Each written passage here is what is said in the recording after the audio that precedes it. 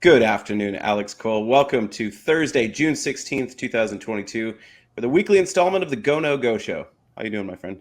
Doing well. We had fun last night at the special presentation and ready to go again.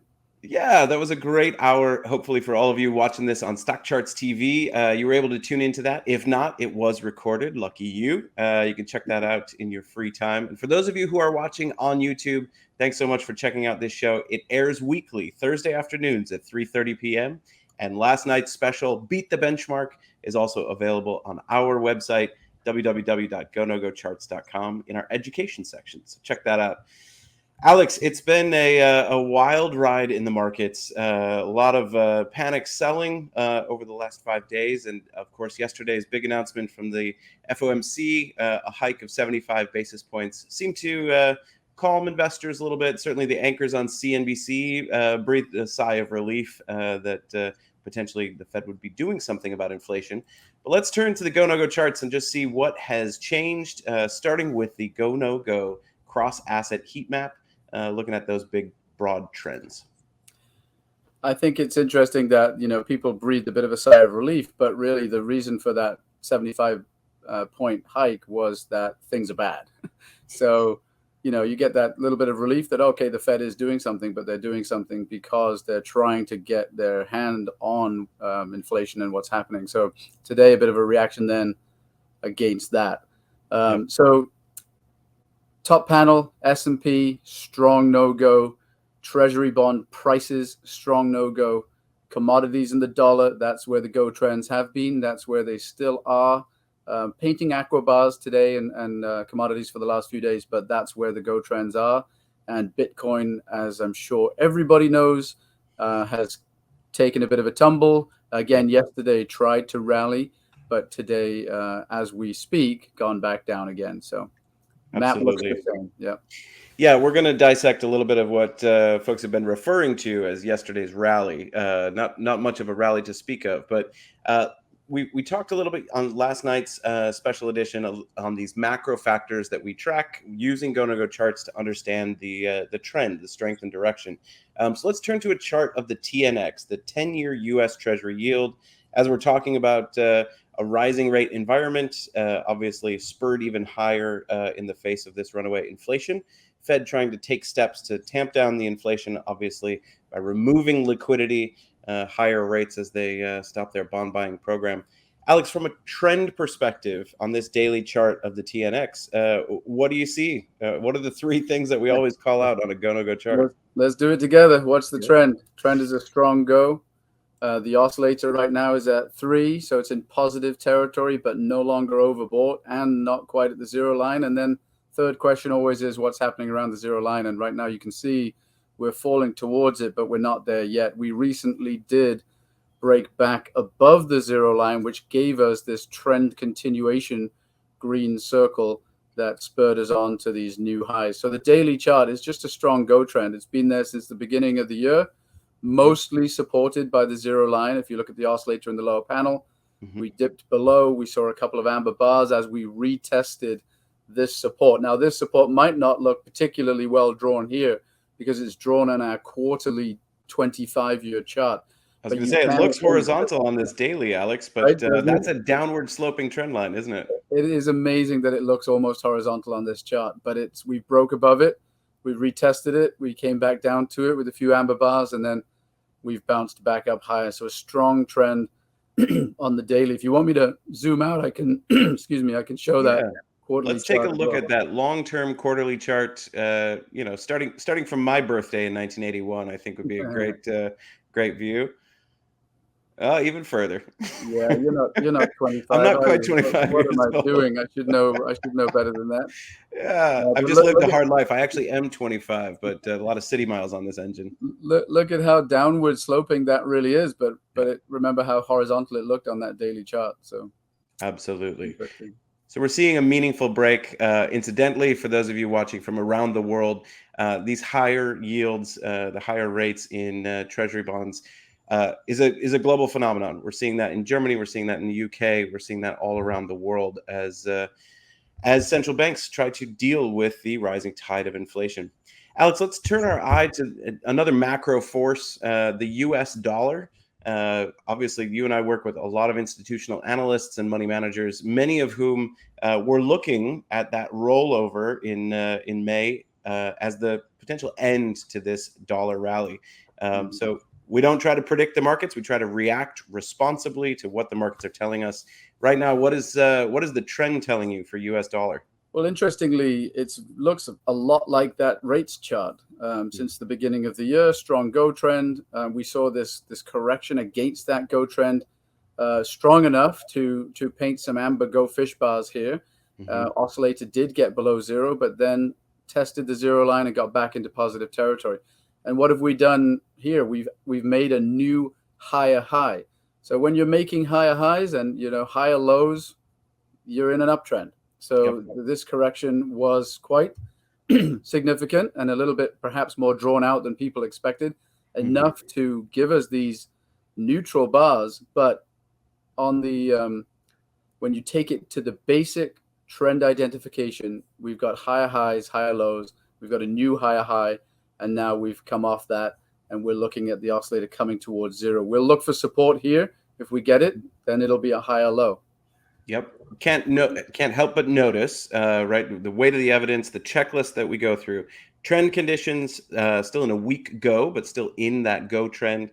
We see the oscillator coming back from overbought, turning to heavy volume on the way down. So through these last couple of days, selling on the US dollars on heavier relative volume, but still positive momentum above the zero line, still in trend. And so it's off. We have to see further evidence of decline before we can call this trend over. Yeah, Alex, let's turn to the S&P 500. As we mentioned, everyone was relieved a little bit yesterday in the rally, quote unquote.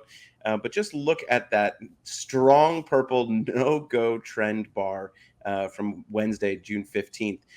Still closed 1.25% off of the high of the day. Weren't able to sustain much of that rally. Small gains yesterday. From a trend perspective on the large cap U.S. equity index, what are you seeing, Alex? You don't need me to tell you. It's strong purple no-go bars. But I think what you do have to keep in mind is we're so emotional, right, as human beings, and you find people get so excited about a good day, and remember that in bearish environments, volatile days, both up and down, can happen. So a strong up day, a volatile up day, a couple of percent, that's not a surprise in a downtrend. And what you want to make sure you're paying attention to is how strong was it relatively speaking. Well, yes, yesterday there was people they found some relief in what the Fed said, and they tried to bring the markets higher. But if you look at where it brought the market to, it didn't fill the gap from a few days before on Monday, and it didn't get above the lows that we saw last month. So it was a strong day, but in the scheme of it, it didn't do much to threaten the downtrend. And then, of course, today we opened lower, and we're trading lower, and we're in negative territory on heavy volume, and so the no-go trend really wasn't affected much by yesterday. Absolutely, very lackluster as far as rallies go. Did end a 5-day losing streak, and so as you point out, the emotions, the sort of those cognitive bias, the irrational decision making that a lot of investors get caught up in, felt like such a relief, but really not much relief to be had. So, Alex, let's dive under the hood of the S&P 500. Let's look at a GoNoGo RelMap. So each sector against the benchmark SPY index. Walk us through what we're looking at here from a relative strength perspective. Again, not much to report in terms of change. We're still seeing these top three panels, which everybody knows by now, probably if you've watched the show. These are our growth sectors, technology, discretionary, and communications. Those three are still in their no-go trends and have been now for several weeks, several months really, and only a few amber bars to interrupt the flow of those no-goes. We're seeing the trend remain in energy, the go trend in industrials. Materials this week has painted a couple of amber bars, so that's one to watch. But then you've got healthcare as well, utilities as well. So you can see that it's a defensive map this week again. Absolutely. Keep in mind, we did talk extensively last night about the concept of relative strength. These are relative trends. So the S&P 500 is in a downtrend.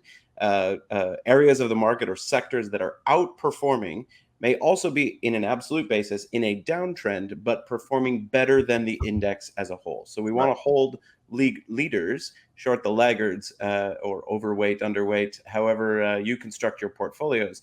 But just keep in mind that these are relative strength ratios of each sector ETF against the benchmark. And yeah, the story seems to remain unchanged. Alex, let's turn our eye to oil. Obviously, a lot of the market leaders during yesterday's trading took a little snapback, while some of those that were most beaten down reverted a little higher. So here, looking at the USO chart, seems that we're still in trend. Yeah, when you have these sort of really violent moves down, we tend to see correlations move to one. And what we mean by that is that even those sectors or asset classes that are poised to do well, relatively speaking, for a short time at least, trade in the direction of the overall market. So we've seen even oil and energy come off this week as the market has really struggled. But if you look at this in the grand scheme of things, the oil trend is still in place. We saw a higher high that broke us out of this sideways consolidation that we'd been in for a few months. We saw that higher high. We've come off from it, signaled by these counter trend correction arrows, indicating that perhaps in the short term we may struggle to go higher. And the oscillator has fallen to the zero line. So very, very important right now. Will we find support here? Is oil poised to go higher, as some of the pundits have been saying on the financial TV shows? If it is poised to go higher, we will see support here at zero, and then we'll see a go trend continuation icon telling us that momentum is coming back in the direction of the trend. So important that this finds support here. But yes, fairly healthy looking chart for oil. Absolutely. Alex, could we back this out to a weekly time period just to see the longer term perspective on where oil markets have been trending? Obviously, we saw negative oil in the depths of the coronavirus collapse, and we've just been trending higher ever since. So, from the structural point of view, where is our next area of resistance if we back up on the chart? Yeah, I think if you go right to the prior, I don't know if you guys can see if that's visible or not, but you've got a lot of congestion right around here. The tops of that range are, on the USO, they're at about 107. We're at 86, 87 right now. So there is still room here on the USO in the form of about 20 points. It doesn't look like much, but on the weekly chart, that's still some significant gains to be made. And what also you'll see if you're looking at the weekly chart is really there really hasn't been much damage done to this trend at all. If you look at the weekly trend. Now, Alex, what I'm seeing in the GoNoGo oscillator throughout this trend, we talked a lot about this last night in the special presentation, but talk to us a little bit about what retesting at the zero line means for these longer term trends. Yeah, for any trend, depending on your time horizon, what we're talking about when we look for the oscillator and how it interacts with the zero line is the zero line for our oscillator is an objective level that can be used as support in an uptrend and resistance in a downtrend. And because of the way it's calculated, all the blended inputs of those momentum oscillators, when in their respective neutral territories, that will cause our oscillator to fall to zero or rise to zero if it was below.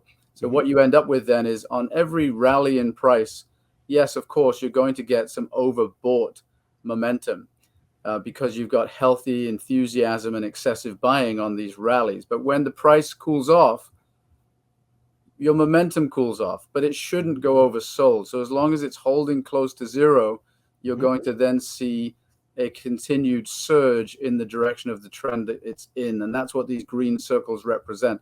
Every time the oscillator finds support, rallies off the zero, you're going to get these go trend continuation icons. So it's just telling us that the trend is in place. And yes, maybe there's been some profit taking, maybe there's some momentum slowdown, but there isn't any excessive selling. We don't see anything oversold. And so when we see that support hold at zero, we can expect a new leg in the direction of the trend.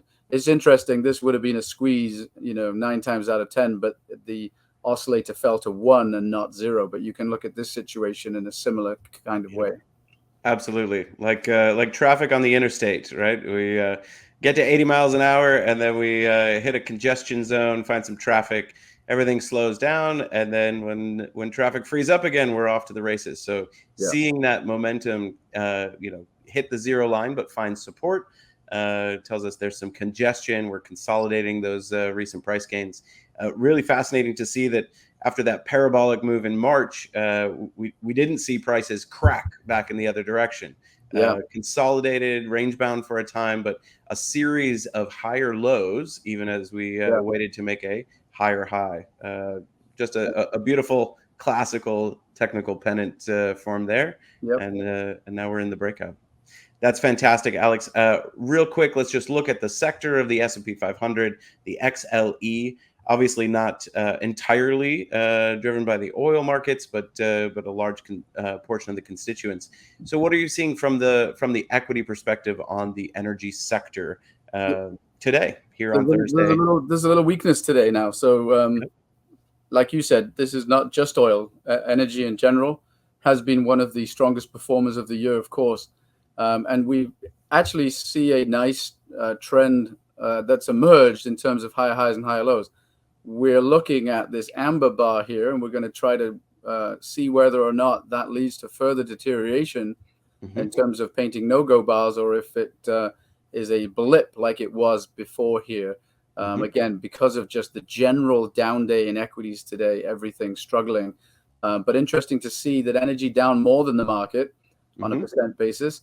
And the oscillator has fallen quite significantly into negative territory, unable to find support at the zero line, which we've just been talking about how important that is. So there is more weakness in this chart, and we're going to watch what happens now in the next couple of days. Absolutely. And from just the life cycle of a trade, the way that you would use GoNoGo charts in managing risk at this point, what are the key factors that you're looking for to stop your position out or to exit the trade? Well, you can be as aggressive or as conservative as you want. Now, we know we don't want to be getting in and out of a strong trend. We want to ride the trend for as long as possible. But the healthiest portion of this trend is this period here where we get the go and then we get support at zero over and over and over again. And that takes us all the way from, $55 to up here where we see the first amount of bit of weakness at around 75. So you see this amber neutral bar. Now you could say, okay, well, for me, that's enough. The go trend has been threatened to the extent we're unable to paint go colors. We're in an uncertain neutral bars. We also see the oscillator below zero. So that could be enough. Getting back in, though, then when the go-no-go trend tells you that, no, that was just a blip, is as easy as just getting back in 2 days later. And we go back up in the go trend. And then this time, the zero line was good enough to provide the support that we're looking for. So now you got out temporarily here, but you are back in for the second rally of this trend. And you're coming back now to these levels here thinking, I hope to find support. You didn't find support, and so you could be taking profit and waiting to see whether you need to get back in or not. Now, if you want to be more conservative and ride the trend without getting in and out like that, you could wait till you see actual no-go colors.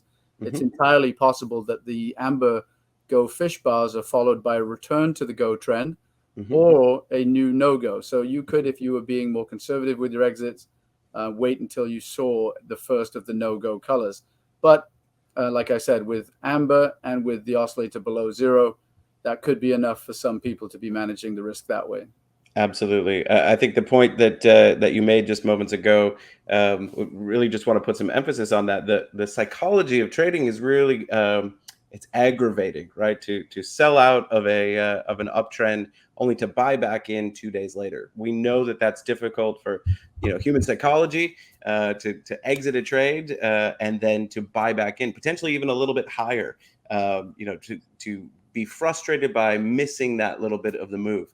The point of GoNoGo charts, in addition to helping you select securities that are high probability trades that are trending in one direction and with strength, we also know that these tools are very powerful to investors who need to control that emotional side. So obeying your rules, sticking to your discipline is the best way to have consistent returns over time. And so whatever framework you set up, whatever your risk tolerance is, whatever the time frame is that you trade, you can use these charts to simply obey what the market is telling you, and take a lot of the guesswork out, remove all that analysis paralysis. So if you're out of Go trends on amber bars, then today you're out of the XLE.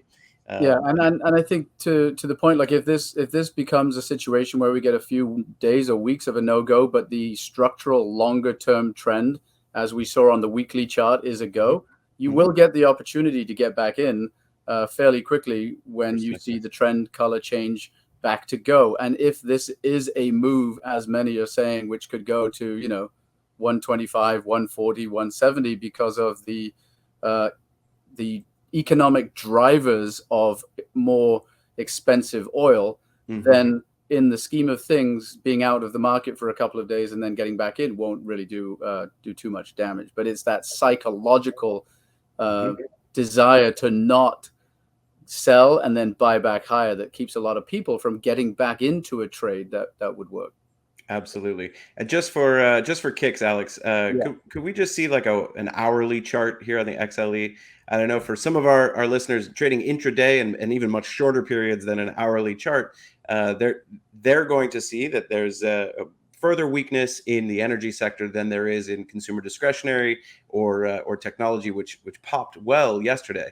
So on an hourly perspective, that those daily down bars are already in a no-go. And if you're a short-term trader looking for those mean reversion moves, the GoNoGo charts are going to work in exactly that way. But this just illustrates the point. Like when back here, you had a weekly you had a weekly trend in a go. You had the daily trend in a go. So you go down to the hourly trend to look for opportunities to get in, and this would have been a nice way to enter a go trend that's in place. Now, right now, if you're out of the daily because of the amber bar, you're certainly not, but you're hoping to buy the dip or you're hoping to get back in.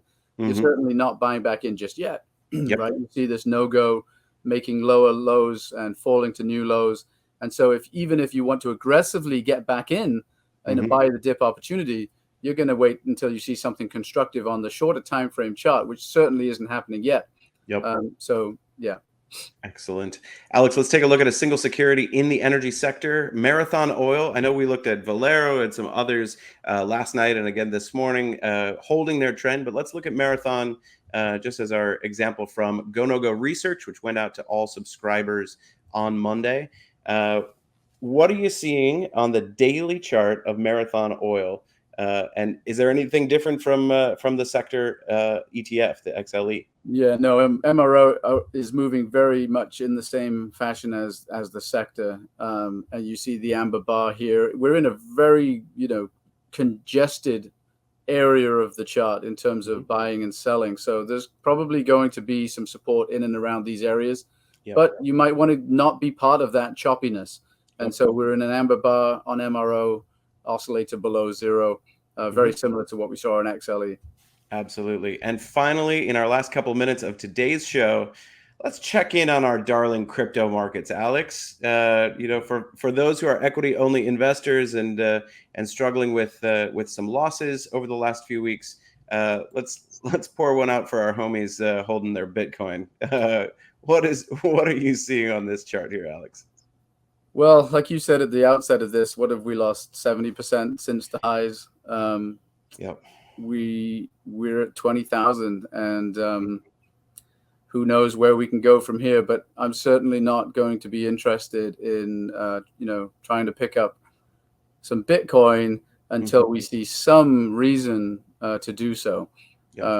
I was in a conversation the other day with somebody talking about averaging down, and I know that you and I and most of our colleagues in technical analysis, we don't like the term averaging down. It's buying into losing positions. And so right now, there's not a lot to tell us that we should be accumulating Bitcoin. Yesterday was a really good day, you can see, but what did it do in terms of damage to the no-go? Not a whole lot. And then today we're back down again. So if you really back this out, then you can see that we've gone below That these important 30,000 level. important levels that we all thought could provide some support. Yep. So really, you know, I don't know is, you know, you got to be able to say you don't know, and you've got to be able to say that I'm not trying to predict, I'm just trying to react responsibly, which is what you always say. But I Yep. don't know where we could, if we continue to go lower, I don't really know where the next level of support is until you get all the way down here, where there's some obvious demand probably down at these levels. But it's a scary time if you're holding it. Yeah. There's a lot of black space below. Yep. Early on in my days at the CFT Association, Phil Roth in a presentation was referring to Enron and all of the sell side analysts who continued to issue buy ratings all the way down. If you liked Bitcoin at 65,000, you're going to love it at 20. Yeah. And the point being that we don't try to catch falling knives. The most likely thing to happen to a stock that's been cut in half is for it to be cut in half again, right? Yeah. Trends tend to continue in the direction that they're moving. And all we're trying to do for clients is, you know, you may well be right. Bitcoin may go to 100,000, right? Sure. It may go to 200,000. I mean, it may well at some point. But why buy it while it's in a no-go, right? You know, if you're in that camp, and I know a lot of people that are, well, wait till the next go then, you know, and then load up, you know, give yourself at least, put the odds on your favor that you're buying at a time that perhaps makes sense. Right now with the no-goes, you know, it's tough to see a reason to be buying at this point. Yeah, we have no idea whether this is Beanie Babies or decentralized finance revolution. Either way, the charts will tell us what the street has recognized. Alex, as always, what a fun time to talk with you about the markets and about GoNoGo Charts. Really appreciate you taking time every Thursday at 3:30 here on StockCharts TV. If you don't have the on-demand app, go ahead and download that so you can carry these shows with you wherever you go. And until next week, be well, stay safe, and thanks so much.